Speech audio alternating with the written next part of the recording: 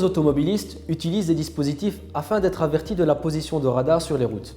Une question importante est de savoir ce qu'il en est de la légalité de ces divers systèmes en Belgique, car en cas d'infraction, les conséquences peuvent être lourdes. Bonjour à tous, Khalid Bouachrou pour le cabinet Bouachrou Partners et ceci est votre série de conseils juridiques Parole d'avocat.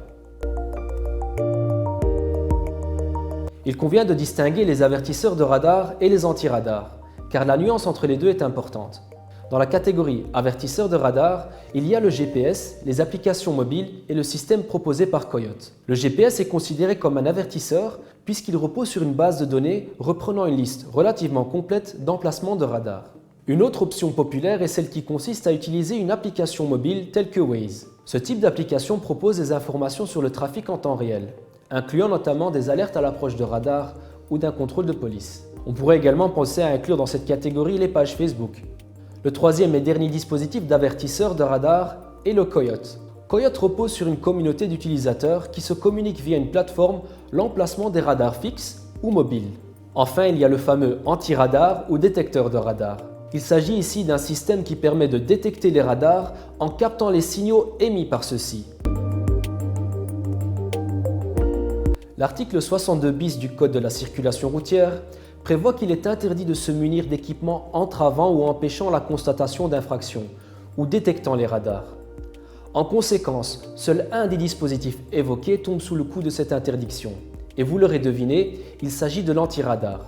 La différence entre les avertisseurs et les anti-radars réside dans le fait qu'un avertisseur se limite à enregistrer les radars connus dans une base de données, tandis que l'anti-radar détecte les radars et de ce fait empêche la mesure de la vitesse du véhicule. L'anti-radar ne peut donc pas être utilisé en Belgique.